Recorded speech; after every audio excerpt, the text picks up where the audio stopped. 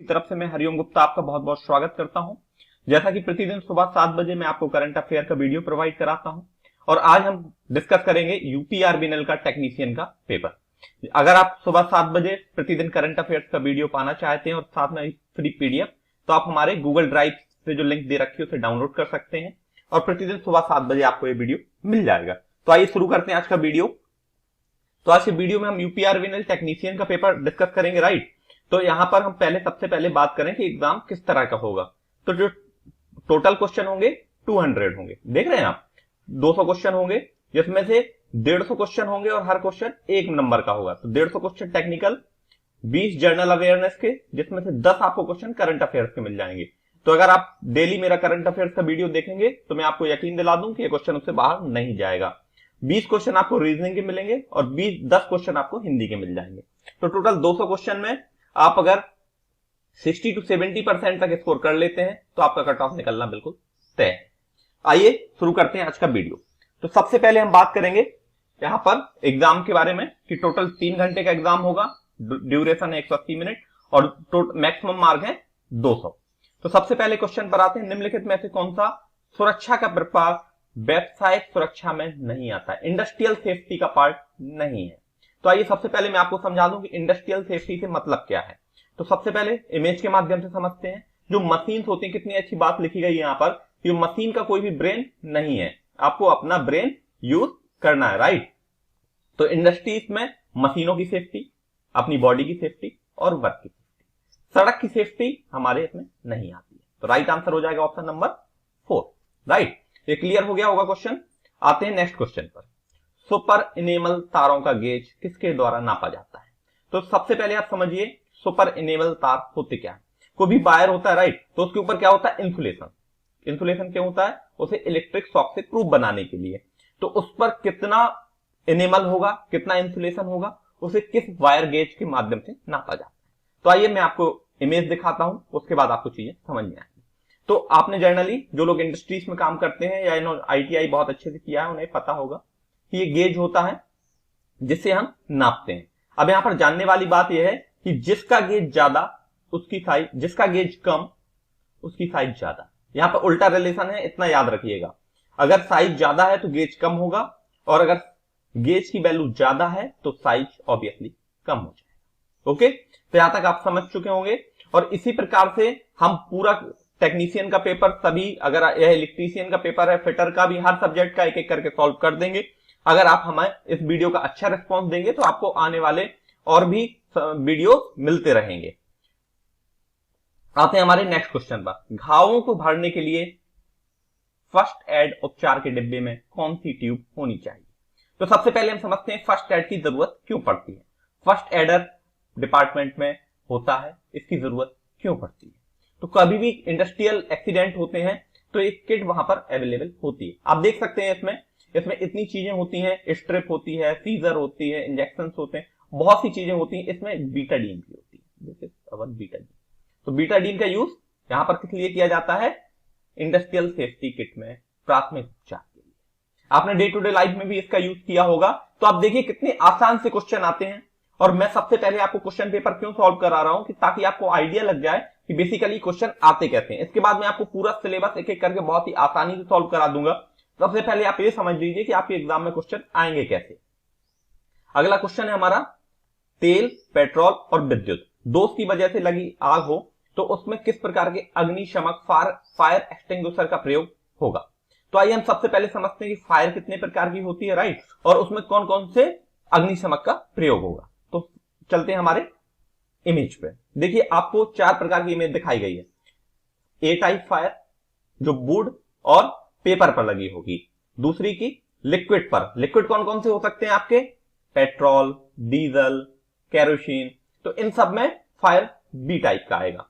तो इसमें कौन सा फायर एक्सटिंग्विशर यूज करना है, फोम स्प्रे। और यहां पर जो करेक्ट आंसर यहां पर लगा हुआ है, राइट कट, एबीसी पाउडर और कार्बन डाइऑक्साइड। लेकिन अगर आप बात करें जो ऑयल की फायर है वो कभी भी वाटर से नहीं बुझेगी। तो जहां पर आप इस चार्ट को अपनी कॉपी में नोट कर लीजिए और बिल्कुल मैं आपको बता दूं कि इंडस्ट्रियल सेफ्टी और फायर से क्वेश्चन आपको 100% मिल जाएंगे। और आप मेरा video day to day follow करते रहिए, मैं आपको विश्वास दिलाता हूं कि इंडस्ट्रियल सेफ्टी फायर से क्वेश्चन आपका एक भी बाहर नहीं जाएगा, जो मैं आपको कवर कराऊंगा। आते हैं नेक्स्ट क्वेश्चन पर। दिया गया चित्र किससे संबंधित है? यह टेक्नीशियन के पेपर का क्वेश्चन है। तो आपको मैं समझा दूं कि जो भी इंडस्ट्रियल सेफ्टी से रिलेटेड इशू है, सबसे ज्यादा खतरा विद्युत विभाग में विद्युत झटके का होता है, इलेक्ट्रिक शॉक का होता है। तो उससे बचने के लिए यहां पर एक चिन्ह आप बार बार देख पाएंगे, ये चिन्ह आपका होता है इलेक्ट्रिक शॉक के खतरे का। तो ऑप्शन नंबर सी यहां पर हमारा सही हो जाएगा। ओके, आते हैं नेक्स्ट क्वेश्चन पर। सूचनात्मक चिन्ह का आकार क्या है? इंफॉर्मेटिव साइन कौन सा होता है? तो आप सबसे पहले तो हम समझेंगे कि साइन कितने प्रकार के होते हैं। तो आइए इमेज के माध्यम से समझते हैं। जो क्वेश्चन वाले होंगे वो देखिए रेड से दिखाएंगे, रेड से होंगे पहली चीज। अब रेड से क्यों होते हैं और खतरे का रंग लाल ही क्यों होता है, आपसे क्वेश्चन मैं पूछ सकता हूं। जैसे कि आप देखिए कि हमारा जो रोड लाइट होती है, रेलवे में ड्राइवर को रोकने का सिग्नल रेड ही क्यों होता है? तो जो रेड कलर की वेवलेंथ होती है उसमें डेविएशन मिनिमम होते हैं। तो रेड कलर को हमेशा जहां भी खतरा होगा, खतरे का साइन किससे दिखाया गया होगा? रेड से। आप ये सब देख पा रहे होंगे, मैं आपके लिए सब करेक्ट करके लाया हूं, आप देख पा रहे होंगे रेड कलर से खतरे का निशान होगा। ओके, और यहां पर अगर इंफॉर्मेटिव की बात की जाए, इंफॉर्मेटिव साइन कौन सा होगा? तो इंफॉर्मेटिव साइन होगा हमारा स्क्वायर, वर्गाकार। ऑप्शन नंबर बी सही हो जाएगा, राइट। आते हैं नेक्स्ट क्वेश्चन पर। निम्नलिखित में से कौन सा फाइल का प्रकार नहीं? तो फाइल का मतलब है, जो हिंदी मीडियम के स्टूडेंट उनके लिए मैं बता दूं, फाइल बोलते हैं रेती को। अब फाइल का प्रकार नहीं है। फाइल कितने प्रकार की होती है मैं पहले आपको डिस्कस कर दूं, क्योंकि फाइल से जितने क्वेश्चन बन सकते हैं एक एक करके हम यहां पर डिस्कस करेंगे। तो आइए सबसे पहले चलते हैं फाइल कितने प्रकार की होती है। तो देखिए ये आपके सामने रेती है, फाइल है, और ये इसका क्रॉस सेक्शन है, ये इसका क्रॉस सेक्शन है। तो ये round edge, right, round edge होगा, फ्लाइट एज होगा, फ्लैट टेपर होगा। टेपर कैसे बोलते हैं? तिरछे को। टेपर शेप ये होता है, incline shape is called taper shape. और इसके बाद half round, three square round, square round. अब आप यहां कंफ्यूज मत होइएगा, स्क्वायर शेप तो अवेलेबल है, बट यहां पर क्या नहीं है? आयताकार फाइल नहीं होती। तो राइट आंसर हो जाएगा डियर एस्पायरेंट हमारा आयताकार फाइल। ऑप्शन नंबर बी यहां पर सही हो जाएगा। तो जो लोग भी सीरियस एस्पायरेंट हैं, बहुत अच्छे से तैयारी करना चाहते हैं, तो मैं उनको बताऊंगा कि मेरे इस वीडियो के साथ साथ आप नोट बना लें, ताकि आपको आने वाले जितने वीडियो मिलेंगे सारे क्वेश्चंस आप एक साथ कलेक्ट कर पाए। साथ में आपको पीडीएफ भी इसकी मिल जाएगी, पीडीएफ भी आप डाउनलोड कर सकते हैं, डिस्क्रिप्शन में मैंने लिंक दे रखी है। आप हमारा व्हाट्सएप ग्रुप भी ज्वाइन कर सकते हैं, जिसमें आपको डेली वीडियो मिल जाएगा। तो आप हमारा व्हाट्सएप ग्रुप भी ज्वाइन कर सकते हैं, और अगर आप पीडीएफ डाउनलोड करना चाहते हैं तो डिस्क्रिप्शन में दे रखा है। आते हैं नेक्स्ट क्वेश्चन पर। तारों के इंसुलेशन को सामान्यतः किसके द्वारा हटाया जाता है? तो हमने जैसे डिस्कस किया था कि वायर में शॉक प्रूफ बनाने के लिए कोई भी तार होता है उसके ऊपर इंसुलेशन की लेयर चढ़ी होती है, उसको हटाने के लिए किस टूल का यूज किया जाता है? तो आइए देखते हैं इमेज के माध्यम से। ये टूल आपने घर पे भी यूज किया होगा, इंडस्ट्रीज में भी बहुत यूज होता है, और इस टूल का नाम है वायर स्ट्रिपर, तार stripper. Option number A B यहां पर सही हो जाएगा, राइट। बहुत ही आसान सा क्वेश्चन आप देख सकते हैं, बहुत ज्यादा कठिन क्वेश्चन नहीं आते हैं, आपको बहुत ही सिंपल से क्वेश्चन मिलेंगे। बस आपको दो चीजें रखनी है, सबसे पहली है स्पीड और दूसरी रखनी है एक्यूरेसी। आप जो भी आंसर टिक करें वो सही होना चाहिए, और आप क्वेश्चन को जल्दी अटेम्प्ट करें, क्योंकि एप्टीट्यूड सेक्शन और जो मैथ वाला सेक्शन होगा, जिसके मैं वीडियो आपको आगे देने वाला हूं, उनमें थोड़ा सा टाइम लगेगा। तो आपको एक्यूरेसी और स्पीड अगर मेंटेन रखेंगे तो आपका सिलेक्शन रोक होने से कोई नहीं रोक सकता। अगला क्वेश्चन आते हैं, अगर टेनेंसा के दांत घिस जाएं तो उसे तेज करने के लिए किसका यूज करते हैं? तो सबसे पहले मैं आपको बताऊं कि टेनेंसा होती क्या है। तो आप इमेज देखिए। सबसे पहले टेनेंसा, जिन लोगों ने आईटीआई बहुत अच्छे से की है उन्होंने वर्कशॉप में इस चीज को देखा होगा। टेनेंसा का शेप ऐसे होता है, जो नॉर्मल, इसके ऊपर सबसे बड़ी पहचान क्या है? टेनेंसा के ऊपर एक ऊपर का सपोर्ट, और ये लंबाई इसकी अधिक होती है, और आपने कारपेंटरी शॉप में इसको यूज किया होगा। तो अगर यूज करते करते इसके दांते घिस जाए तो हमें क्या करना चाहिए? उसके दांते अगर घिस जाए तो उसे एक ट्राइंगुलर फाइल हम पहले डिस्कस कर चुके हैं, ट्राइंगुलर फाइल से हमें घिसना चाहिए, ताकि उसके दांतों का शेप फिर से आ जाए। आते हैं नेक्स्ट क्वेश्चन पर। लोहे की चादर को सीधा करने के लिए किसका प्रयोग किया जाता है? तो लोहे की चादर, आपने सीट मेटल शॉप, अगर आपने आईटीआई बहुत अच्छे से किया होगा और आपने प्रॉपर लैब की होंगी तो आपको पता होगा कि हमारी एक कारपेंटरी शॉप होती है, एक फिटर शॉप होती है, sheet metal shop. Sheet metal shop में हम एक कार्य करते हैं। शीट मेटल शॉप में हम लोहे की चादर से विभिन्न प्रकार के जॉब बनाते हैं। तो वहां पर अगर हमारी शीट मेटल यहाँ पर टेढ़ी है, उसको सीधा करना है, तो उसमें मैलेट का प्रयोग करते हैं। अब मैलेट क्या होता है, एक नई चीज आपके सामने आ गई। तो मैलेट भी एक प्रकार का हैमर होता है जो कि लकड़ी या फाइबर का बना होता है। क्योंकि यहां पर बात करें, अगर हम लोहे का हैमर यूज करेंगे तो उससे सीट फट जाएगी, इसलिए हम कम प्रेशर लगाने के लिए, इंपैक्ट कम लगे, इसके लिए मैलेट का प्रयोग करते हैं। अब बात करें चादर को, आप कभी खरीदने जाएंगे, सीट को खरीदने जाएंगे तो आपसे दुकानदार पूछेगा कितनी गेज की, तो उसको गेज वाला ज्ञान होना जरूरी है। तो आप इससे यहां से समझ लीजिए, आपको मैं पहले भी समझा चुका हूं कि जो सीट ज्यादा मोटी होगी, सीट अगर ज्यादा मोटी होगी तो उसका गेज कम होगा। ओके, जो सीट मोटी होगी उसका गेज कम होगा, अगर सीट जैसे जैसे पतली होती जाएगी उसका गेज की वैल्यू बढ़ती जाएगी। तो यहां पर बिल्कुल भी कंफ्यूज नहीं होना है, मैं आपको क्रिस्टल क्लियर हर कंसेप्ट कर दूंगा। अब नेक्स्ट क्वेश्चन है, हमें प्रतिरोधों को समांतर जोड़ने पर उसके सिरों के पर विभवांतर क्या होता है। विभवांतर का मतलब है वोल्टेज, राइट। तो अब सबसे पहले मैं समझाता हूं आपको कि एक पैरेलल कनेक्शन और सीरीज कनेक्शन में वोल्टेज पर क्या प्रभाव पड़ता है। तो सबसे पहले आप समझिए, आपको मैं फिगर दिखाता हूं, उससे आपको समझ में आएगा। तो डियर एस्पायरेंट, ये है आपका बी अर्थात वोल्टेज का सोर्स। हमारा जनरली बैटरी होता है और एक करंट यहां से जा रही है। तो जब भी पैरेलल कनेक्शन होंगे तो उनके एंड पॉइंट सेम बैटरी के सेम एंड से जुड़े होंगे, राइट। तो जब इस सेम एंड से जुड़े होंगे तो यहां पर आप देख पा रहे होंगे कि बैटरी से जब डायरेक्टली कनेक्टेड है, जो करंट हमारी यहां से जा रही है वो सेम 3 पैरेलल भागों में बढ़ जा रही है, but voltage remain same in parallel connection. तो यहां पर राइट आंसर हो जाएगा समान, सेम। ओके, राइट आंसर है हमारा ऑप्शन नंबर 1। आते हैं नेक्स्ट क्वेश्चन पर।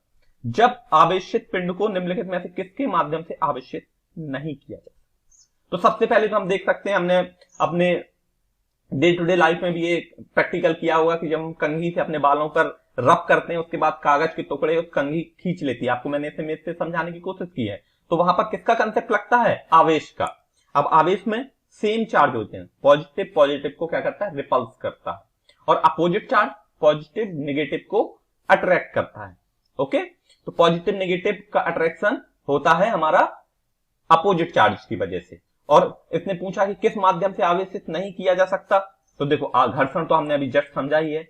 इंडक्शन का प्रयोग आपका ट्रांसफार्मर में होता है और संवहन से भी ये किया जा सकता है, लेकिन अक्ष पर घूर्णन करके इसे आवेशित नहीं किया जा सकता। आपको मैं सबसे पहले बता दूं, जब भी क्वेश्चन को अटेम्प्ट करें तो इसको जरूर पढ़ लिया करें। कई लोग क्या होते हैं, इसको नहीं पढ़ते हैं, नहीं पूछा गया है, और वो राइट आंसर दे देते हैं, जिससे उनका गलत हो जाता है। तो इस चीज को आपको विशेष ध्यान रखना है।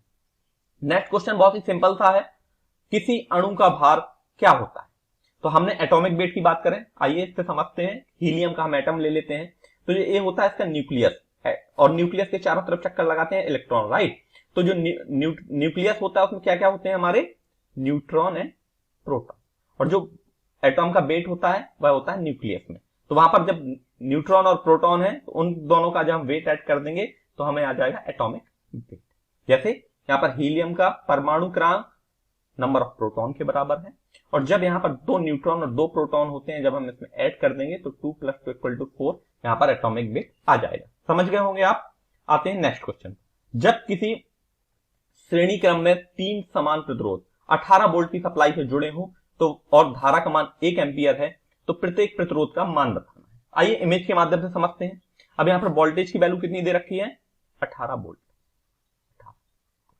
और यहां पर धारा का मान क्या रखा है, 1 एम्पियर। तो अब हम इसको सॉल्व करेंगे। B = क्या होता है हमारा, IR।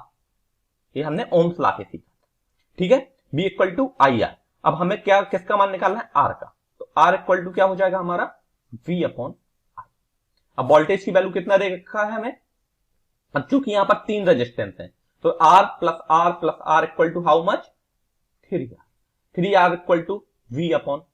V की वैल्यू कितनी है, 18 वोल्ट, और I की वैल्यू कितनी है, 1। तो यहां पर सॉल्व करेंगे, R की वैल्यू कितनी आ जाएगी यहां पर, 3R = 18, R = 6। आपको इस आंसर समझ में आ गया होगा कि रेजिस्टेंस की वैल्यू कितनी निकलेगी, 6 ओम। तो ये था हमारा बेसिक सा क्वेश्चन। यह था हमारा वीडियो का पहला पार्ट। यदि आप चाहते हैं कि आपको इसी तरह यूपीपीसीएल टेक्नीशियन, यूपीआरबीएनएल टेक्नीशियन के सभी ट्रेड के सभी क्वेश्चन पेपर मैं इसी तरह से सॉल्व कराऊं, तो आप इस चैनल को सब्सक्राइब कर लीजिए और कमेंट सेक्शन में मुझे बताइए कि आपको ये वीडियो कैसा लगा और इसको अपने दोस्तों तक शेयर कीजिए। यदि आप रिस्पॉन्स अच्छा देंगे तो मैं आपको और भी वीडियो प्रोवाइड कराता रहूंगा। Thank you for watching. Have a awesome day. Keep like, share and subscribe. Thank you.